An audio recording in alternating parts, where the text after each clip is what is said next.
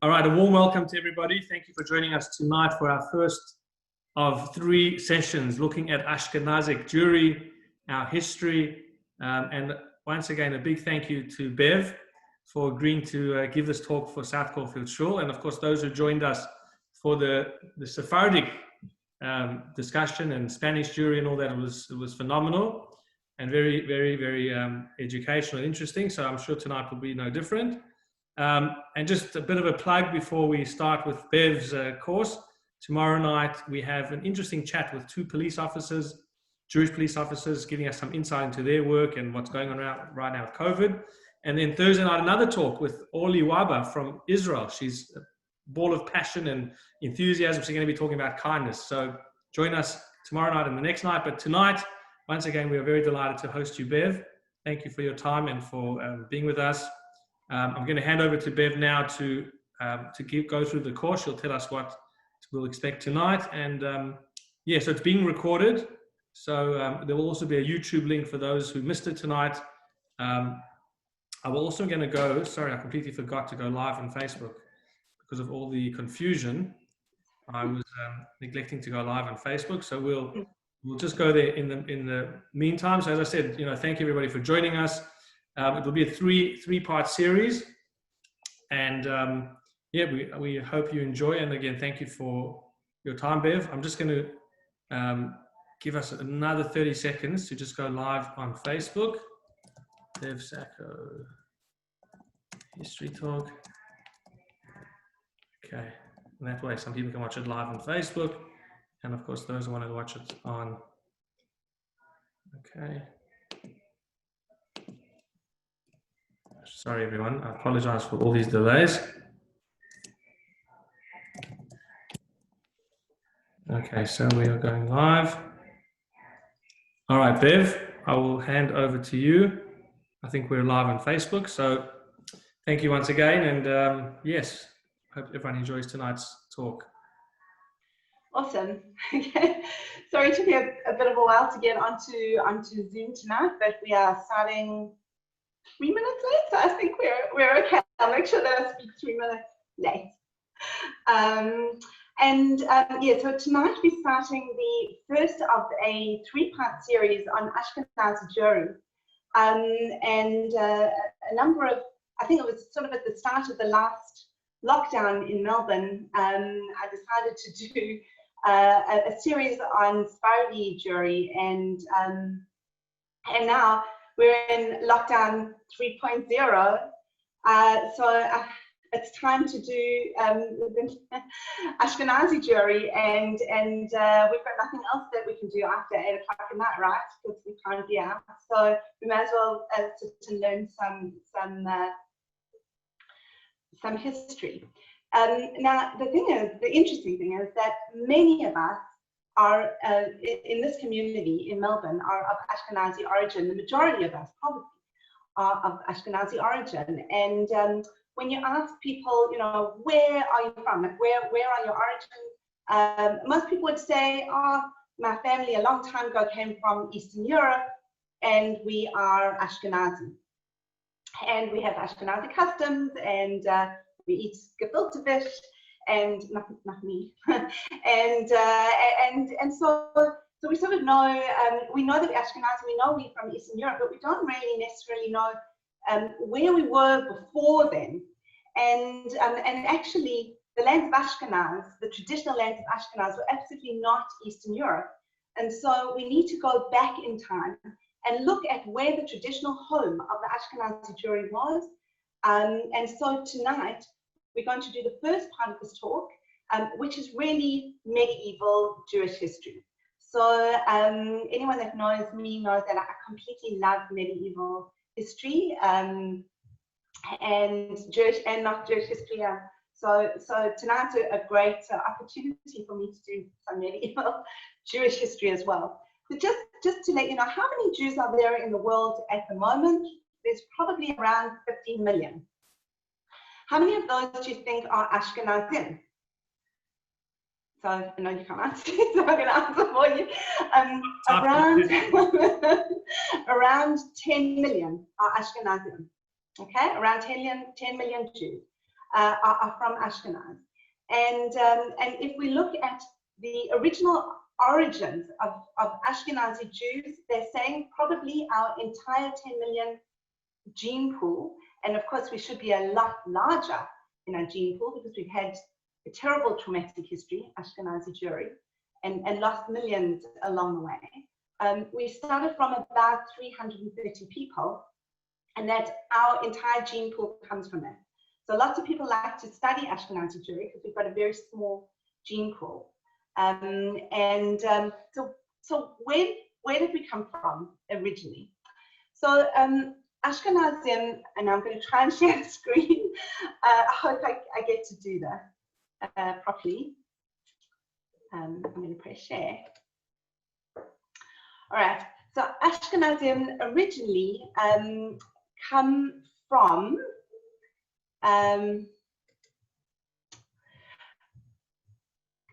from Israel, as we all do. We come from the land of Israel. And Jews were dispersed after the destruction of the first temple to Babylon, and as well as that after the second temple to the Roman Empire. And gradually, Jews started to move along with the Romans into the Roman Empire when it was expanding, and they were taking provisions, and they were working quite comfortably with the Romans in the Roman Empire. And we've always got a really bad impression of Rome because of course they destroyed the second temple.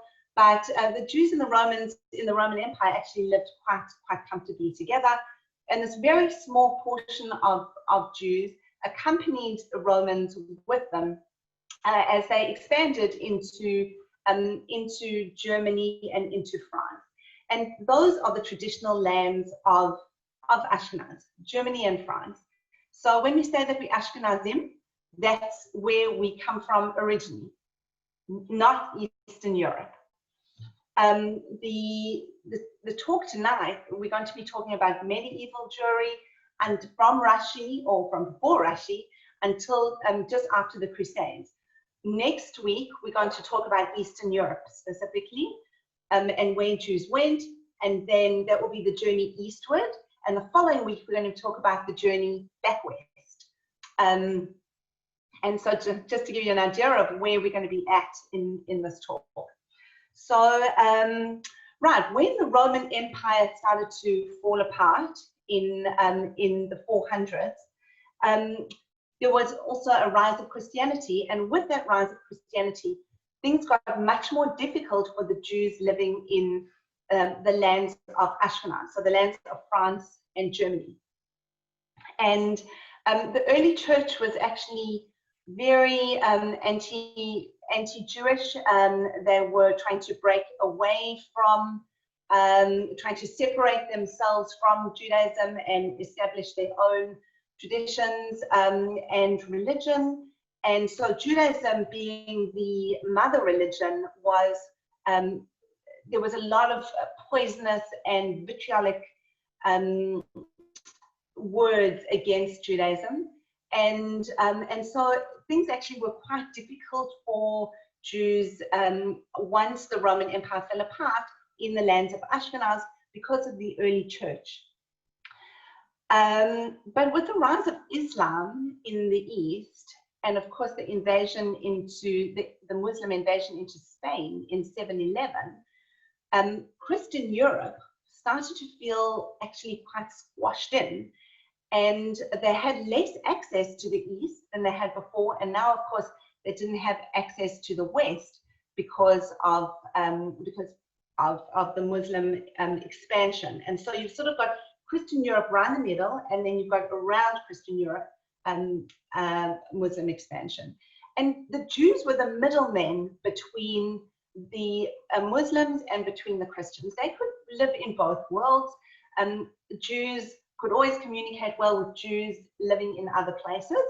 And so you tended to have, they were a necessary group, but not necessarily a liked group. So whilst the early Christian church did not like Jews and encouraged people not to like Jews, they needed Jews. And so you have the beginnings of the sort of indispensable but despised Jew. Okay.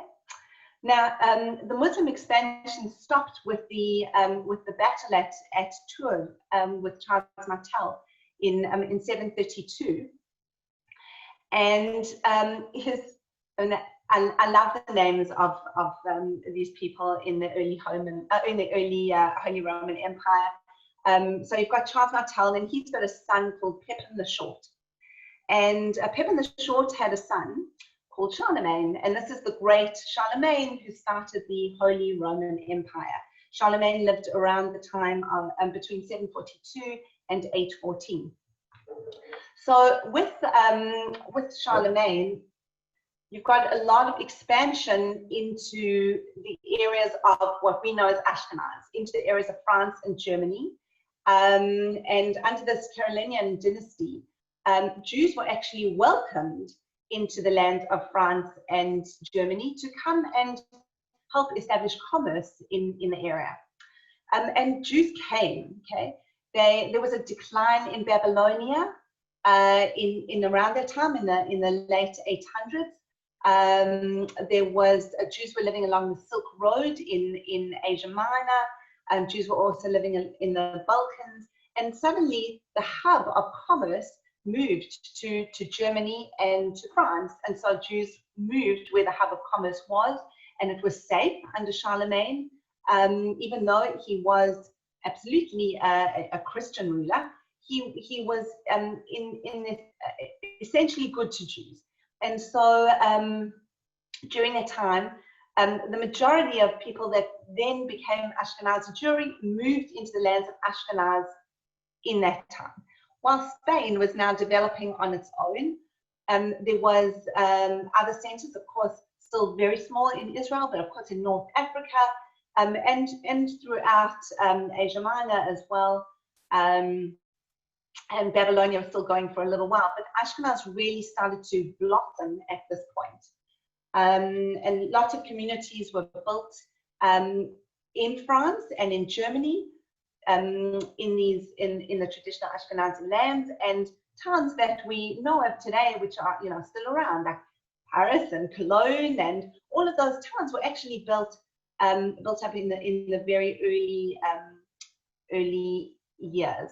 Now, Jews loved living along the Rhine, or in the Rhine lands. There were three main towns where Jews moved to. They were called, so we'd say Speyer, but they'd say Speyer. I think they actually called it Spira, actually. And then Worms, so it's spelled like worms, W-O-R-M-S, but it's Worms, and Mainz, M-A-I-N-Z. So Speyer, Worms, and Mainz made up what we called Shum. Okay, it was called Shum. Those were the lands, the Rhine lands. So those were the lands where actually the majority of Jews were actually living in Ashkenaz, and that was where all the yeshivas were, and where all the development of Ashkenazi traditions started. Yiddish was a language that was spoken from the very early times. Of course, it developed as the language, but there's some thought that Yiddish actually developed not only in the lands of Germany, even though it sounds like a lot like Old German, that Yiddish had actually started to develop along the Silk Road, which I found that actually was very interesting, an interesting thing that I read. And it did say that that it was a language that was used between businessmen so that they could actually talk to each other and understand each other, and other people couldn't understand them. And then it developed. And of course, once it went to Germany and to France, it picked up new words, and it developed into the language that we know as Yiddish today. Of course, Yiddish is not only, there's all sorts of different kinds of Yiddish depending on where people lived. It developed. Okay. Here is a map. I hope you can see I'm sharing the screen here. There's a Speyer here, or Speyer, Worms, and Mainz. And you can see this over here is the Rhine. So I hope you can see me pointing, but this is the Rhine River. In Germany, here is France. Of course, Germany wasn't Germany. It was lots of different sort of principalities, and there were no real borders in those days. Okay, so what was it like for Jews living in Christian Europe? Not always pleasant, not always pleasant. This, I don't know if you can see me pointing, but this is a picture of ecclesia and synagogue. We have these images a lot in the early Christian church. Ecclesia is the church, so you can see it has a nice crown. Ecclesia is tall, she looks good, she's got her long staff with a cross at the end, and ecclesia is looking down on synagogue. Synagogue is her stick is broken, her staff is broken, she's blinded, and she's holding a book that's falling down, and that's always representative of Jews and Judaism being inferior and being sort of the downtrodden religion compared to ecclesia being the church. The other image we can see over here is we can see there's a Jew in this picture because we can see he's wearing a Jewish hat. So I'll talk a little bit about anti-Semitism later in the talk, but Jews were from the time, from 1215, from the Fourth Lateran Council, Jews were forced to wear special clothes, and that often entailed wearing a badge, like in the Holocaust, when Jews had to wear a yellow star. There was often like a rounded sort of yellow badge or red, and a yellow hat or red hat, and it was looked like a dunce cap. Eventually became a witch's cap. The witch's cap originated from the Jewish cap, and this was to distinguish Jews from the other population, from the rest of the Christian population, because they didn't want Jews marrying Christians or interacting with Christians too closely. And it was obviously to keep Jews separate, so they were forced to wear different clothes. Now, of course, medieval Europe, we're talking about the feudal system, because everything revolved around the feudal system in medieval Europe. So you've got the king right up at the top, and then you've got noblemen and barons, and then you've got knights, and then of course down at the bottom you've got peasants, you've got serfs. But the sad thing is Jews didn't fit into the feudal system. Okay, so that sort of sounds okay, because probably we would have been like serfs, so we wouldn't have been, we would have felt like we're being right at the bottom. But the sad thing here is because we didn't fit into the feudal system, we were like below the feudal system. Okay, so we were lower than serfs. Okay, so the way the feudal system worked was like the king would offer his protection to the nobles, and the nobles would offer their protection to the knights, and then so there was always protection. I mean, you were very poor as a serf, and you were really a slave, and you had to do absolutely everything that your nobleman wanted, but you were essentially protected by the nobleman, by the baron, or prince, or whoever you were under. But Jews had no protection. So being out of the feudal system made you a social outcast. And Jews were essentially merchants, or they were working in money lending, or in trades, but they weren't allowed to be part of guilds. They weren't allowed, so they were very, very restricted in what they did, which is how Jewish professions developed. Those were the only things that we were allowed to do. Okay, so when they, you know, when Christians look at money lending in a negative light, because of course they weren't allowed to practice usury, they weren't allowed to charge interest to each other. So Jews then became the money lenders. That was only one of the only professions that were allowed to Jews. Sometimes you could be a silversmith or a goldsmith, or you could, of course, you could be, you know, a yeshiva student, or you could be a doctor. Which was not, you know, not necessarily a well looked on profession if you were a doctor in the Middle Ages. But these were the professions that Jews took, because this was what was allowed to them. The protection that they had was literally only from the king, because Jews were chattels of the king. They came because they didn't fit into the feudal system. Whoops. Hello, my share screen disappeared, I think. Because they were Actually, maybe I will stop sharing my screen. Because there were chattels of the king, and they didn't have protection from the barons or from the noblemen on the lands that they lived. The king really could do with the Jews as they wanted. So if the king decided to expel the Jews for some reason, he could, because the Jews belonged to him. I actually read, also just reading up for this course, an interesting thing, which I hadn't ever seen before, that the German kings believed that they were descendants of Titus.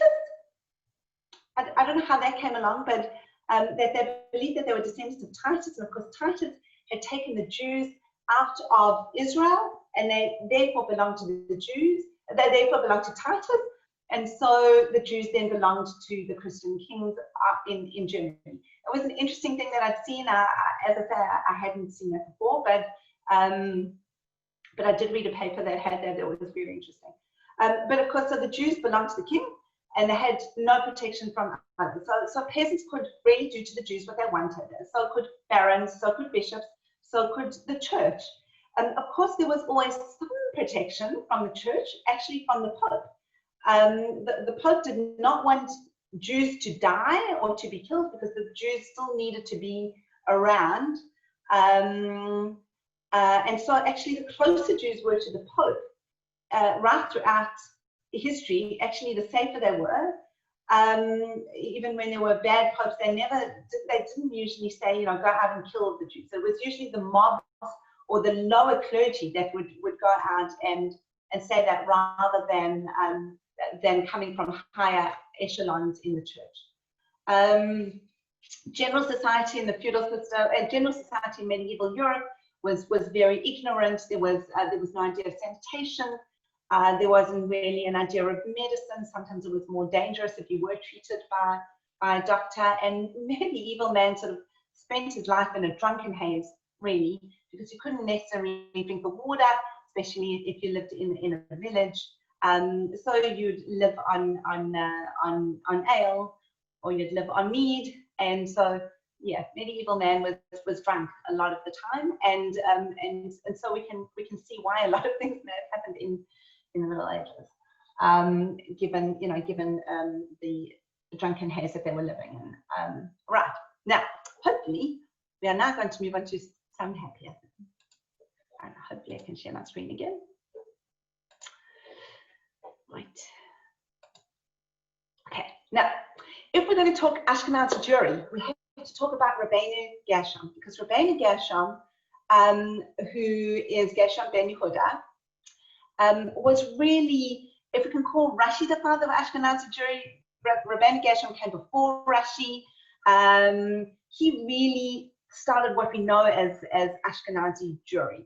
Okay, he was born in Metz in France in 960, so right in the Middle Ages. We call him the Me'or HaGolah, so the light of the exile. RABBEINU GERSHOM was extremely well known even during his during his time. It's not like he became famous when he passed away many years later. Everybody in Ashkenaz was familiar with RABBEINU GERSHOM. He started a yeshiva in Mainz, remember the Shum I was telling you about with Speyer, Worms, and Mainz. So his yeshiva was in Mainz, and he was a contemporary of Rav Chai Gaon, who was the last of the heads of the Babylonian yeshivas, head of Kompedisa. And so he got his style of learning from the Babylonian yeshivas. And he started this yeshiva in Mainz, and it actually became so famous. You know, people from around the Jewish world flocked to Mainz to go and hear RABBEINU GERSHOM and to go and learn with RABBEINU GERSHOM. He did actually write a complete commentary on the Talmud, also poems. He developed new forms of understanding Hebrew language and biblical interpretation of using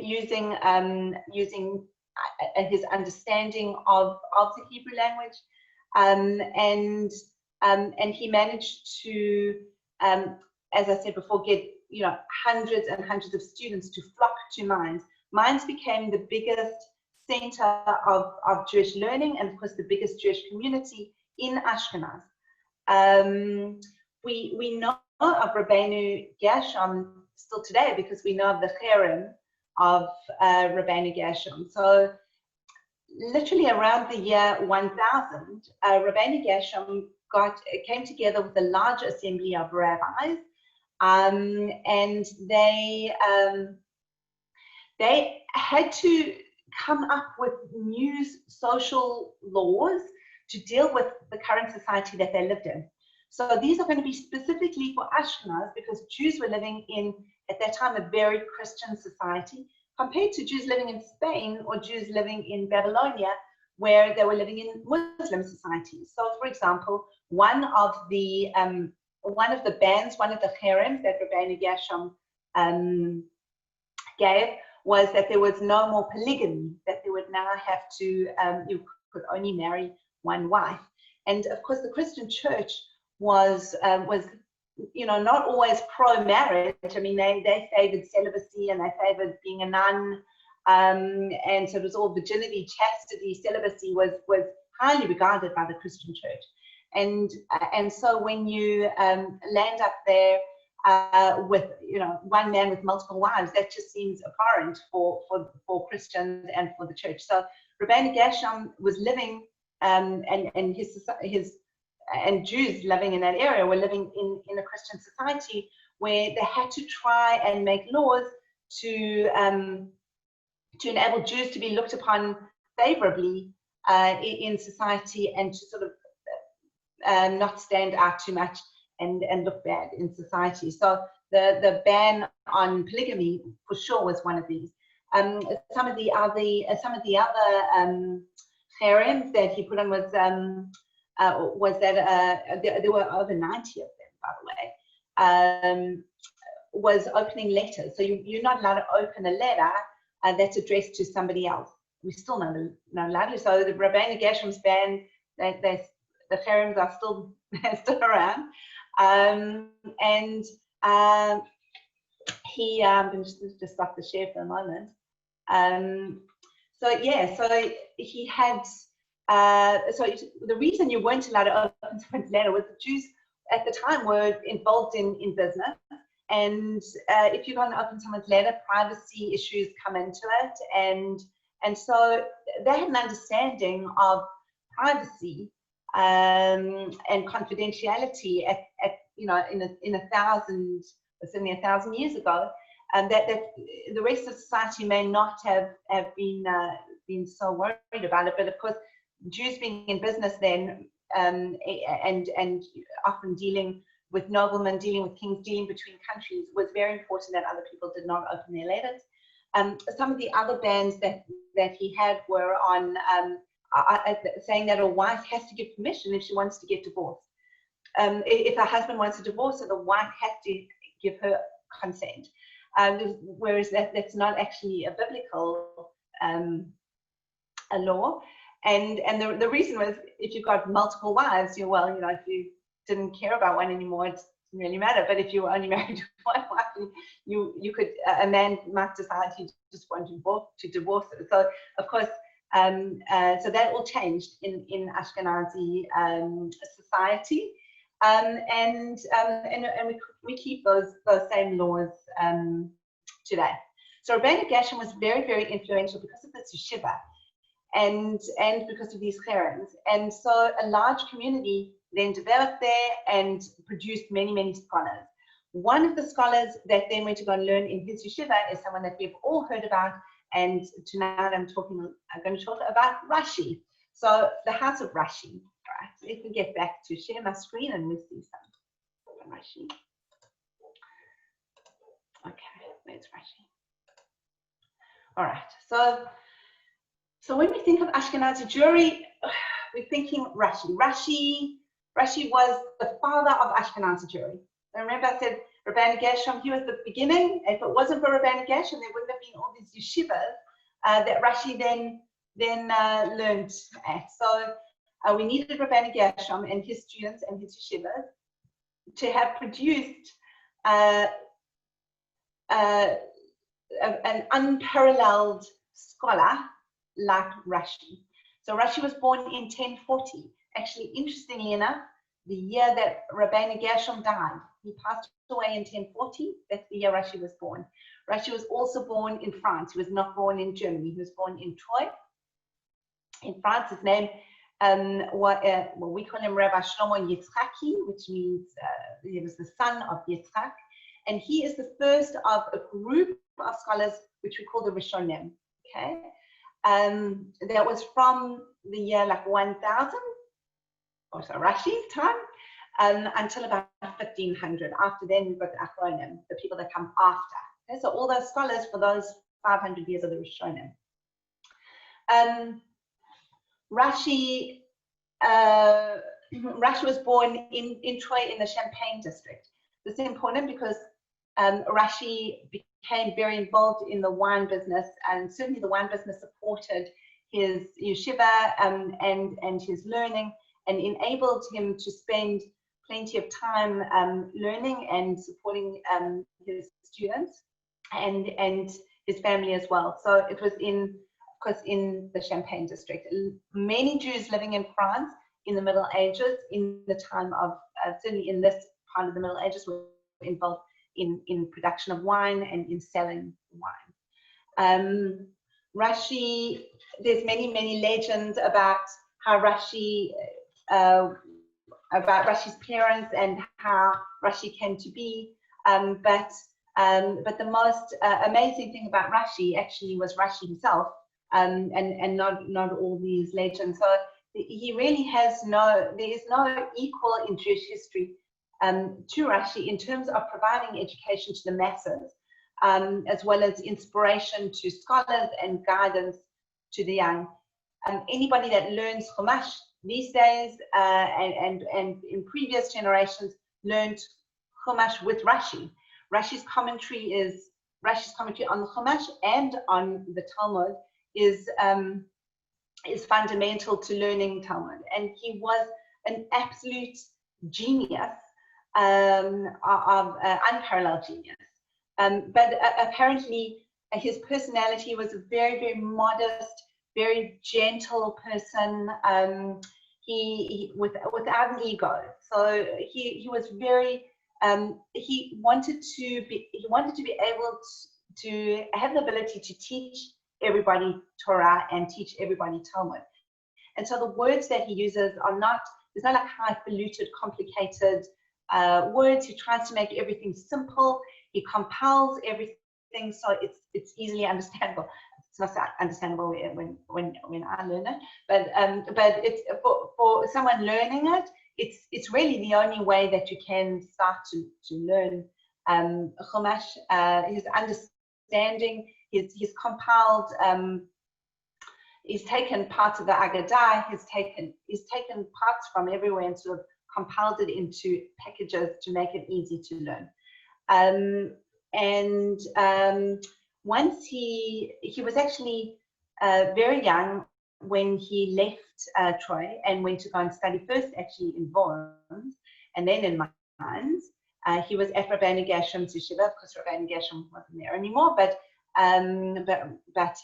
his disciples were there, and they were the teachers of Rashi. But by the time Rashi was 25 years old, I mean, if you think of 25-year-old now, by the time Rashi was 25, he was married with children already, and was already a very well-known Talmudist by the time that he was 25, and landed up going back to Troyes, where he started a very large yeshiva, and that became probably the main yeshiva actually of the day. Everybody wanted to study with Rashi, and yeah, he lived into 1 decade after the Crusades had come, and so when I said from the footsteps of Rashi to the shadow of the Crusades, Rashi actually lived in the early shadow of the Crusades as well. Other than this yeshiva and his commentaries, his brilliant genius commentaries, he also had 3 daughters. Rashi had no sons. Rashi's daughters actually were apparently extremely learned. We don't know too much about Rashi's daughters. I know that there's been some books written about his daughters, and but actually from history itself, we don't know a fortune of information about Rashi's daughters, other than they were apparently learned. We do know of there were some questions where people would go to Rashi's house and they would actually get the daughters first, and the daughters would actually answer the questions, and if they couldn't, they asked the father. So Rashi's daughters, I guess in Jewish history, the most famous thing about Rashi's daughters is they then produced a huge amount of, not a huge amount, but they produced scholars that then became the most famous scholars in Ashkenaz, people that we know of as Tosfot. So Tosfot then were the children, so the grandchildren of Rashi. And when we learn Talmud now, we learn Talmud with Rashi and with Tosfot. Tosfot are Rashi's grandchildren, and then the scholars that then come after them as well. So this is a picture over here of Rashi's so-called study, and it's this is a model of the shul in Worms, where I think Rashi would have lived. I don't know if it's there is still some buildings in existence, but I don't know today exactly how much of what is in existence was the original building. Over here is Rashi's script. It looks a little different from Hebrew, but I know our kids always had to learn Rashi at school, and it was like, oh, what's that? But the interesting thing is that Rashi himself didn't actually write. We don't think that Rashi wrote in the script. Rashi probably wrote in regular cursive script that is still used now, but this was used for printing when they printed Rashi's script to make it look different from the rest of the print in the Talmud. So or in Chumash. So if you look at a page of Chumash or a page of Talmud, you'll see that there's the script that looks quite different. That's the Rashi script, but we don't actually think he wrote exactly like that. Let's talk a little bit about some of the Tosfot.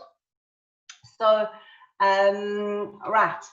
I mean, Rashi had a number of grandsons who were very famous. We have Rabbi Shmuel, who was the Rashbam, who was apparently the closest to Rashi, and he did actually learn from his grandfather himself. And then there's Rabbi Yitzchak, who is the Ribam, and Rabbi Shlomo, who's named actually after Rashi, so he's born after Rashi has passed away. And Rabbi Yaakov ben Meir. So Meir was Rashi's son-in-law, and then grandson is Rabbi Yaakov. So Rabbi Yaakov ben Meir is who we know as RABBEINU Tam. You may have heard of RABBEINU Tam when you're hearing about people's tefillin. That's a little different. So RABBEINU Tam is probably the most famous of the Tosfot, although there's many scholars that make up Tosfot, as we said before. He also was the leader of the French jury after Rashi. He was a very different personality to Rashi. Whilst Rashi was sort of quiet and gentle, RABBEINU Tam was strong and forceful. But we really needed a person like that, because RABBEINU Tam is living in a completely different Ashkenaz to the lands that Rashi was living in. So things were quite benign when Rashi was living. When RABBEINU Tam comes along, we're living right in the period straight after the First Crusade. And I'm going to talk about the Crusades in a moment, but RABBEINU Tam needed to be strong like a rock, so that there was someone that the community could turn to, could listen to, could trust. He was not just a brilliant Talmudist who developed this system of critical and analytical commentary on Talmud, but he was also an extremely wealthy man, and had many dealings with the nobility, and was able actually to intervene on many accounts to help the Jewish community and to establish a community in a very fragmented, traumatized and terrorized group of Jews after the First Crusade. As I said before, we know about RABBEINU because of the folding of the tefillin, and so some people will put on tefillin from, you know, RABBEINU and tefillin from RASHI, because we don't know exactly who was the right one. He often did actually argue with RASHI's opinions of things. Very few people would argue with RASHI, but RABBEINU wasn't afraid to give his own opinion and sometimes to argue with his grandfather. All right, now this was the good times during Ashkenazi Jewish history. Now we're gonna talk about the Crusades, because we cannot talk about Ashkenazi Jewish history without the Crusades. Okay. All right, so Crusades. I'm gonna stop sharing for a moment. Okay, so why did the Crusades happen? There's people would generally say, right, well, the Crusades happened because the Muslims were in charge of the Holy Land, and Christians wanted to go and take the holy sites in the Holy Land, and so there was this call to the general population of Western Europe to go and rescue the Holy Land from the infidel. And when you read, I mean, I was reading my son's year 8 history textbook on the Crusades. It sounds like it would have been heaps of fun to be out on a crusade, and the Crusades had long-lasting changing. It caused a lot of changes for Western Europe. It was the end of the feudal system, pretty much. It was the beginning of the Renaissance from the Crusades. But in Jewish history, the Crusades were one of the worst things that ever happened to the Jews.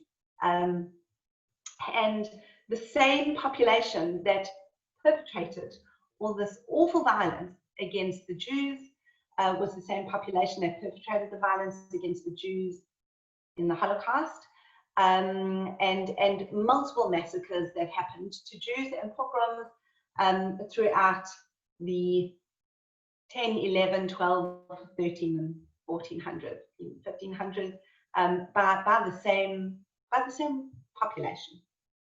So Pope Urban II in 1095 put out a call to the Christian population of Western Europe to go and rescue the Holy Land from the infidels. And by the end of 1095, this people started to answer the call. There was a lot of religious fanaticism at the time. There were many reasons that the Crusades became so popular.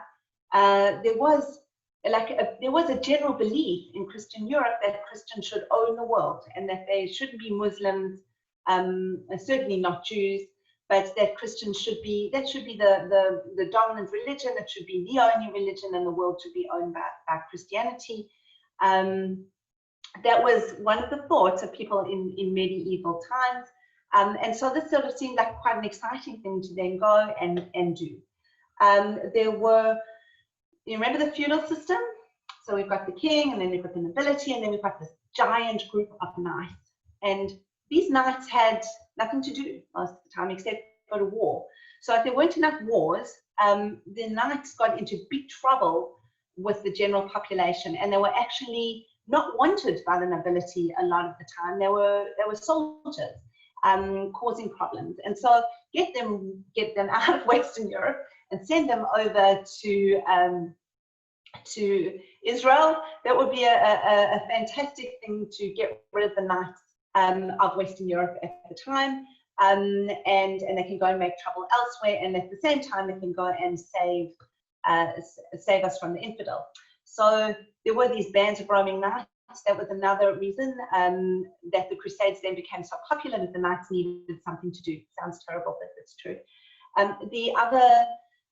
One of the other reasons that it was very popular was there was this concept of indulgences that the church offered if people went on a crusade. So indulgences were like, if there had been a very saintly person and they had done extra good things in their life, those extra good things were then sort of, they were like over and above what they needed to have done. Then the church believed that they owned that, and they could give that to people, or to sell those indulgences to people, and then people could use those indulgences to get to heaven. And this was a very popular concept in the Middle Ages. Of course, don't forget, people were very superstitious, and they were terrified of hell, and heaven was the place they wanted to go. And so if you were told, you know, all the sins that you've done are irrelevant if you can just go on this crusade, you will get indulgences, you will go straight to heaven, you will you'll benefit from all the reward just by going on a crusade. It was very appealing for a lot of people. And so you've got these knights that went, some nobility went, not many, but there were certainly lay preachers and some priests that went, but the majority of the people that perpetrated the violence certainly against Jews along the way were the general mob.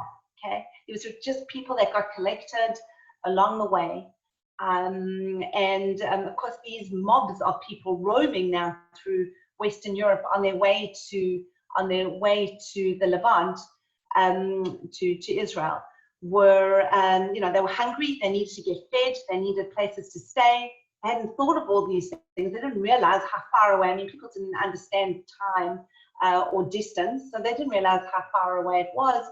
And often they got to the Rhineland and discovered that they'd already been going for a very long time.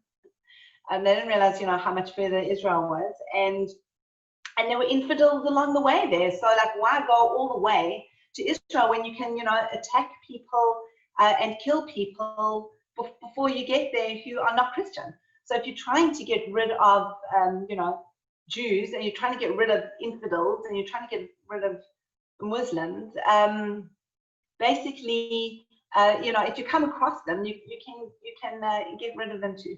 And this is what happened to the Jewish populations in the Rhineland. As the mobs came through, they would sometimes demand conversion. Sometimes there was just atrocities committed, the worst atrocities committed. Sometimes the Jews were protected by the bishop of, like Speyer, for example, Speyer.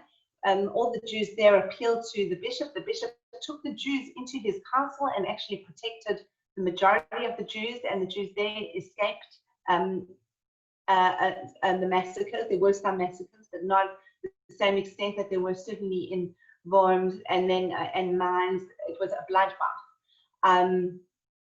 And nothing was left like it was before. So after 1096, the Rhineland communities were destroyed by the Crusades in May of 1096. It was the 3rd of May, the 18th of May, the 25th of May, by the time they got to Mainz, and nothing looked the same. Nothing looked the same after the Crusaders had been in there. Let's see if I can show you some pictures.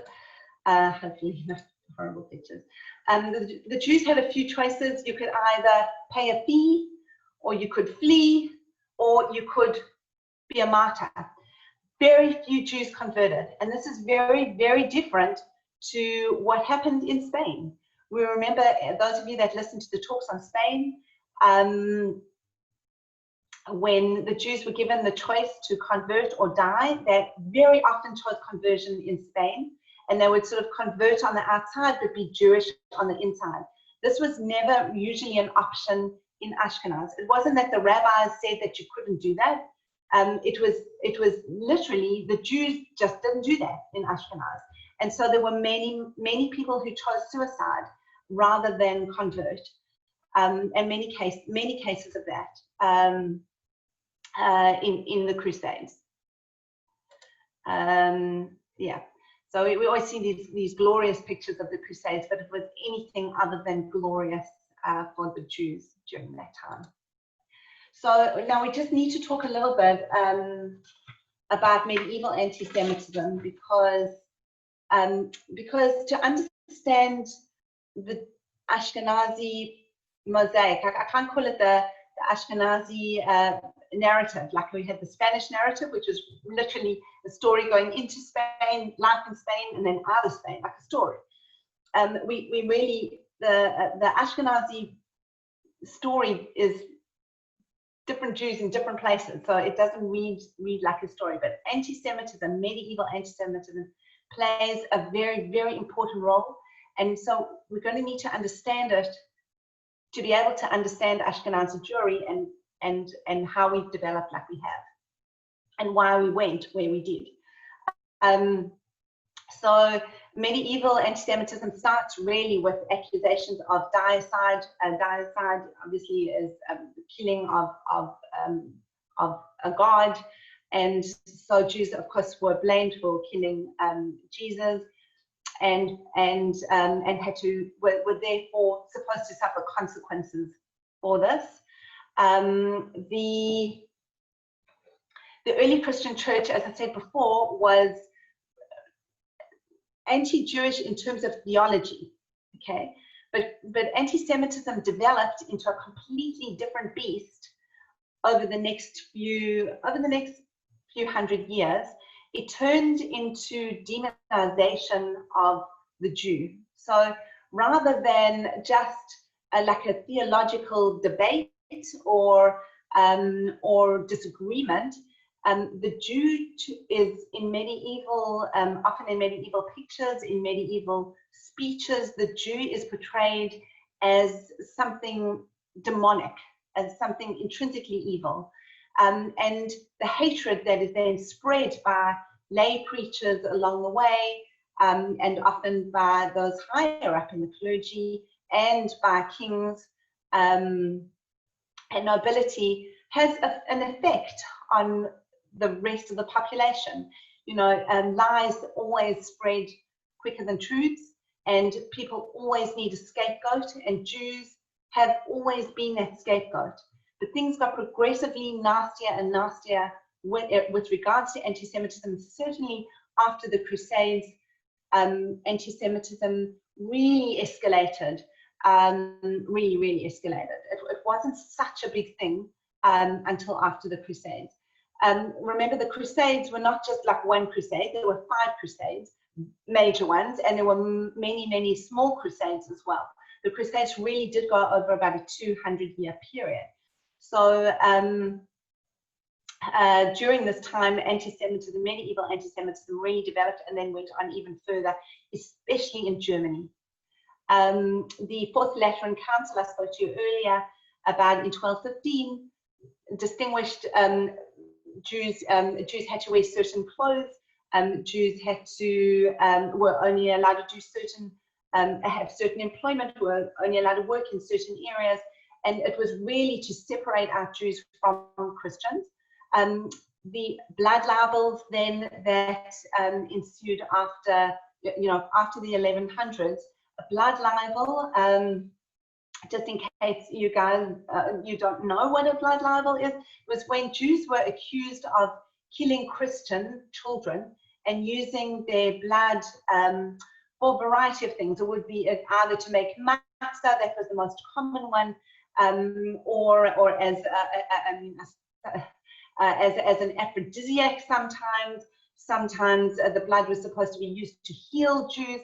I mean, we know that Jews, we don't eat blood, so that blood is an important thing for us not to have when you're kashering food. We don't want blood, and so to be accused of murder and then to be using the blood is an absurd and ridiculous accusation. But of course, blood libels were very common throughout medieval Europe, and even through the Renaissance period, there were still blood libels happening, and a blood libel enabled then a massacre. to happen after then, or an expulsion. It happened often. The other thing that Jews were accused of was desecration of the host. The host is used in the Catholic Church in the ceremony. It's Jews were accused of taking the wafer, the communion wafer, and somehow cursing it, or stabbing the wafer until blood came out of it. And that way they were essentially doing a repetition of the deicide. So they were killing Jesus again by stabbing the host. I mean, the accusations are completely bizarre, but medieval people were very superstitious, and as I said before, lies spread quicker than truths. And so if you could accuse someone of something and then afterwards go on to have a massacre or an expulsion of Jews, then people were, of course, accused. The whole communities were accused sometimes of desecrating the host. Then, of course, expulsions were also really a common feature in Ashkenazi lands. Jews were first expelled from England, actually, in 1290. They were expelled from France in 1306. They were expelled from many different parts of Germany. When Jews were expelled, they'd leave, and then often they were asked to return back. Expulsions didn't only happen because of anti-Semitism. Well, it did happen because of anti-Semitism. Expulsions happened very often because, of course, the Jews were the money lenders, and there was a lot of debt that was owed to Jews. And when a king could no longer repay his debt, or he needed money desperately, the best thing to do was to expel the Jews. Then all your debt gets cancelled. And also, you can then confiscate all the property of the Jews, and you've got now a lot of stuff. And then when you've confiscated all the property and you've cancelled your debt and you're now quite wealthy again, you wait for your economy to stop running, and then when it stops running, you need the Jews back. So then they would call the Jews back in again. So many times there were expulsions, only to have 5-10 years later, the Jews are then invited back to the same countries. And when Jews were expelled, they'd often, so they'd move back and forth. And then at some stage, it got so bad in the lands of Germany, because as I said before, it's not one country, it's like many different principalities. Things were so bad that Jews started to move eastwards, into the lands that we know of as traditional Ashkenazic lands as well: Poland, Lithuania, Ukraine, Russia, Romania.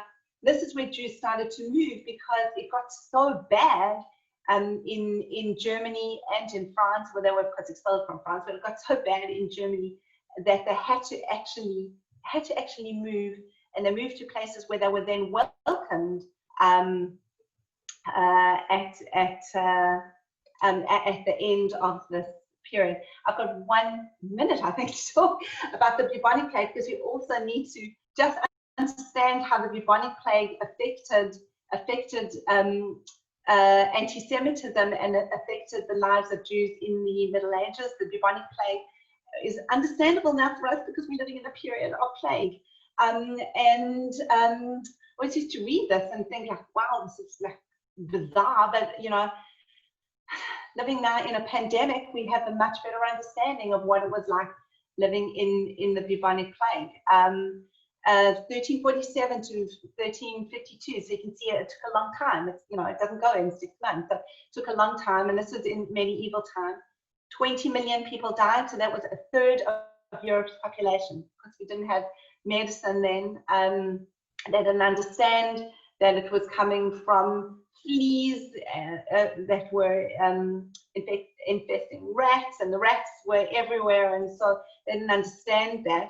Many times Jews were accused of poisoning wells. So they would say the Jews poisoned the water, and that is how they got the bubonic plague. And wave after wave of pogrom in the lands of Ashkenaz, certainly in France, in Germany, and beyond, Bohemia, certainly Prague, Jews struggled. And were very badly persecuted during and after the bubonic plague. Jews did suffer, right? Jews got plague as well. It wasn't that they didn't, but sometimes because of the Jews' way of living, like they had to wash their hands and they had to separate things, sometimes they didn't get plague as much, but they still definitely did suffer from plague as well. I just got to show you this picture because I used to look at these pictures, like, you know, as a student, and like think, ooh, you know, yuck. But now we like look at the masks, you see. So it's and this was a doctor's mask. You always saw these doctors in medieval times walking around with these beaks, but this is a doctor's mask, and he's, like, you can see he's got his PPE here. You know, he's very well covered. And inside that mask was actually stuff to make things smell quite nice, because you can imagine the odor of living at that time, the bubonic plague. So I thought this was actually an interesting picture, just to show you that, you know, plagues happen, and they have a great impact on the society afterwards. So Jews moved east. Okay, they had to, they were forced to, and they were welcomed into many of the lands. This is just a picture of, you can see, you know, moving from Germany, from Austria, from Hungary, and moving, of course, moving into, you know, into Lithuania, Poland, Ukraine. And that's what we're going to be talking about next week. Please God, we will discuss the Jewish movement, the Ashkenazic movement east, and what it was like living in the lands of Poland and Lithuania and Ukraine. We'll try and focus on those ones specifically next week. I hope that was interesting, and I hope I covered everything and I didn't rush too many things. Yeah, any questions? Well, a big thank you firstly to you, Bev. It was amazing how many people have actually logged in and stayed in. So obviously you had them captivated with the information. I'm looking very much forward to week number 2 as we delve deeper into the Ashkenaz story. Also, I'm just going to make another plug, if you don't mind. Tomorrow night and Thursday night. Tomorrow night is an in-depth and interesting conversation with 2 sergeants from Victoria Police, 2 Jewish sergeants, 1 female, 1 male, which will be a really nice talk at 8 o'clock. And then Thursday night, we've got another great speaker. Orly Waba is going to speak about kindness. She's a great personality, so please join us. But Bev, thank you very much. We've got maybe we can do one question, because we've got to log out. There's another meeting happening.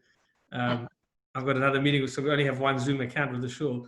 So let's just take one question, if you don't mind. Firstly, a lot of people are saying it was an incredible talk, so thank you. Somebody was asking, why do you think the authorities didn't, you know, sort of monitor the interest Jews were charging more than they did? Like, why did they give them such free range in terms of how much they charge and didn't charge? And it seems that the Jews became very wealthy, but it seems that it was allowed by the governments of the time. Any thoughts on that? Any thoughts? It's a good question. I don't know. I haven't actually read much about exactly how much was charged. I mean, Jews did become wealthy, but not all Jews became wealthy. And I think depending on where you lived, there may have been different rules. I'm not too sure, actually. I do think that, I mean, now we have very clear rules about how much interest you can charge. But I think in the Middle Ages, there weren't such clear, defined rules of anything. And I'm sure the Jews couldn't charge that much, otherwise, you know, people would have borrowed from other Jews. You were probably in competition. If you were a money lender, you had to be careful what you did. As a trader as well, you'd have to be careful how much you charged for something. So I guess there was competition.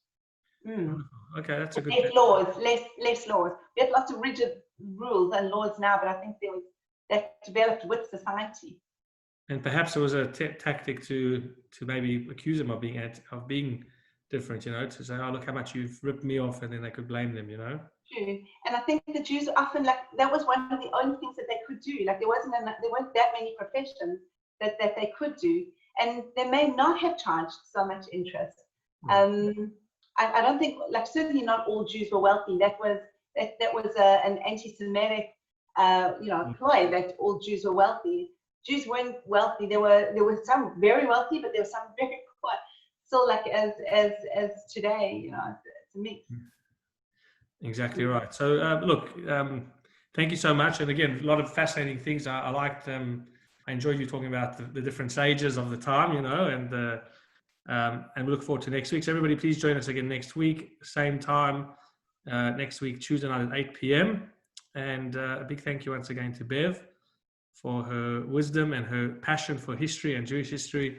And thank you everyone for the nice comments for Bev. I'm sure, I don't know if she's reading them or not, but I don't think she can see them, but you're getting a lot of lovely comments. Oh, I can see them. I haven't thought to say. Wonderful. So thanks everybody, and have a wonderful night. And I hope to see you for some of the next events. So this talk we'll make a YouTube clip that people who didn't get a chance to watch, obviously we'll share that as well. Thank you. Thank you so much for listening. I appreciate it. Wonderful. Good.